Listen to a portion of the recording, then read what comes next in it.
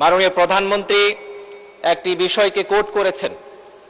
তিনি বলেছেন জামাত ইসলামী বর্তমান সরকারের যে 2026-27 বাজেট এবং সম্পূরক বাজেট, এই বাজেটের বিরুদ্ধে প্রতিক্রিয়া দেখাতে গিয়ে মাদক, সিগারেট সহ এসবের দাম বৃদ্ধির কারণে প্রতিক্রিয়া দেখিয়েছে। আমি আশ্চর্য হয়ে গেলাম মাননীয় প্রধানমন্ত্রীকে এই টাইপের অসত্য বানোয়াট তথ্য কে সরবরাহ করলো? এই তথ্য মন্ত্রণালয় থেকেই তো সরবরাহ করা হয়েছে। আমি দৃঢ়তার সাথে প্রতিবাদ জানাচ্ছি এবং বলছি, বিগত সময়ে তথ্য বাবার আবির্ভাব হয়েছিল এবং এসব কারণে বাংলাদেশের মানুষ কি পরিমাণ সাফারার হয়েছে সেটি আমরা জাতিগতভাবে দুঃখজনকভাবে অবলোকন করেছি। এই বিষয়টিকে সামনে রেখেই আমি আমার বক্তব্য দিতে চাই। প্রথমেই বলতে চাই, একটি বাজেটের মূল্যায়ন তার ঘোষণার আকার দিয়ে নয়, বরং তার বাস্তবায়ন, সক্ষমতা এবং জনগণের জীবনে প্রভাব দিয়ে করতে হয়।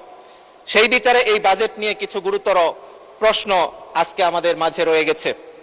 মাননীয় স্পিকার, সরকার 9,38,000 কোটি টাকার বাজেট প্রস্তাব করেছে এবং এখানে 6,95,000 কোটি টাকার রাজস্ব আদায়ের লক্ষ্য নির্ধারণ করেছে।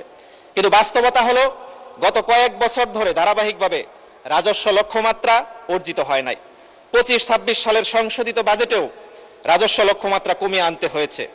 তাহলে একই কাঠামো, একই প্রশাসন, একই সীমাবদ্ধতা নিয়ে আগামী সেশনে কিভাবে আরো বড় রাজস্ব সংগ্রহ করা হবে, এই প্রশ্নের সন্তোষজনক উত্তর বাজেটে নেই মাননীয় স্পিকার।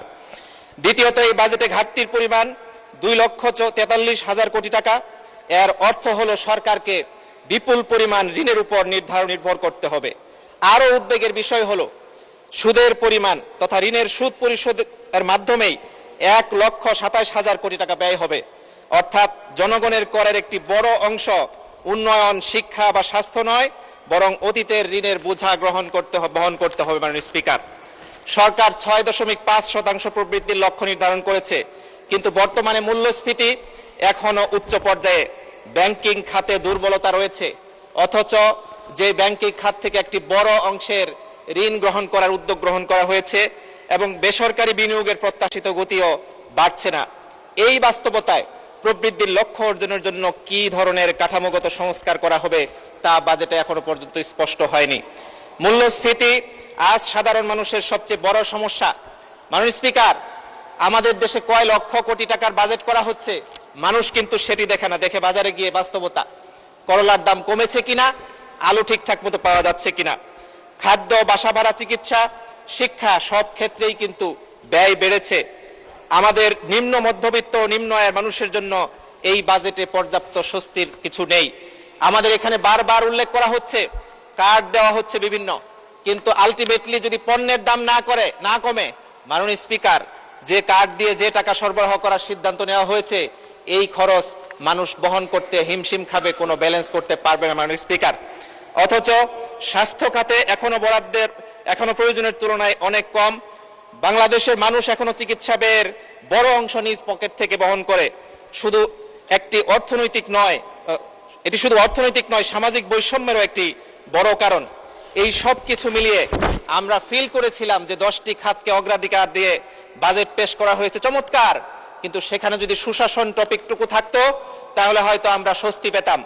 আজকে দেখছি মাননীয় স্বরাষ্ট্র মন্ত্রণালয়ের পক্ষ থেকে যে টপিকে বিবৃতি দেওয়া হয়েছে, এরকম আরো অসংখ্য টপিক আজকে আমাদের সংসদে 300 ধারায় কেন বিবৃতি দেওয়া হলো না মাননীয় স্পিকার, এটা আমরা জানতে চাই।